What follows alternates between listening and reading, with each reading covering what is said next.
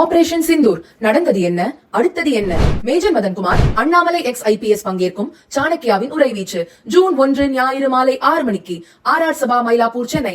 அனுமதி இலவசம். அனைவரும் வருக. நீட் முதுநிலை தேர்வை ஒரே கட்டமாக நடத்த உச்சநீதிமன்றம் உத்தரவிட்டுள்ளது. முதுநிலை மருத்துவ படிப்புகளுக்கான நீட் நுழைவுத் தேர்வு நாடு முழுவதும் ஜூன் 15ஆம் தேதி நடக்கிறது.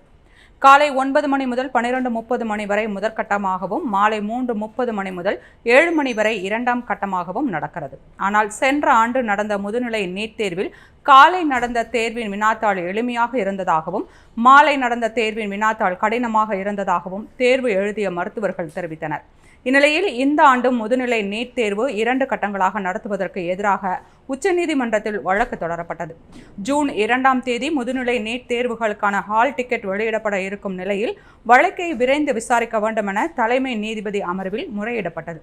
இந்நிலையில் இந்த வழக்கின் விசாரணை நீதிபதிகள் விக்ரம்நாத், சஞ்சய் குமார், NK அஞ்சாரியா ஆகியோர் அமர்வில் வந்தபோது மனுதாரர் தரப்பில் ஆஜரான வழக்கறிஞர் மருத்துவ முதுநிலை படிப்பிற்கு நடக்கும் தேர்வு அதிர்ஷ்டத்தின் அடிப்படையில் நடத்தப்படுவது போல 2 கட்டங்களாக நடக்கிறது என வாதிட்டனர். ஆனால் தேசிய தேர்வு வாரியத்தின் தரப்பில் ஆஜரான மூத்த வழக்கறிஞர் முதுநிலை நீட் தேர்வானது இணைய வழியில் நடக்கிறது. நாடு முழுவதும் லட்சக்கணக்கான தேர்வர்கள் எழுதும் இணையவழி தேர்வுகள் இதேபோல 2 கட்டங்களாகவே நடத்தப்படுகின்றன.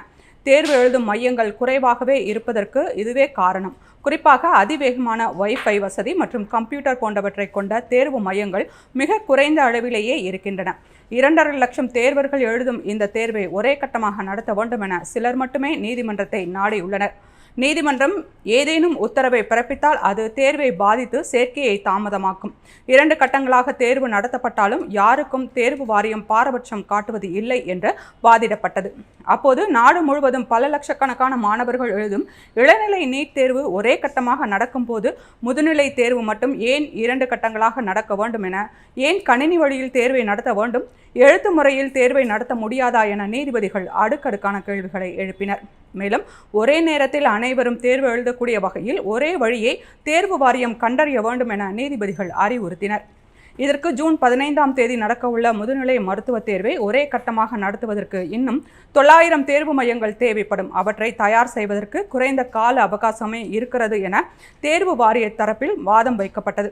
இந்த வாதத்தை ஏற்க மறுத்த நீதிபதிகள் தேர்வு மையங்களை தயார் செய்வதற்கான அவகாசம் தேர்வு வாரியத்திடம் இருக்கிறது என கூறியதோடு நீட் முதுநிலை தேர்வை ஒரே கட்டமாக நடத்த வேண்டும் என உத்தரவிட்டனர்.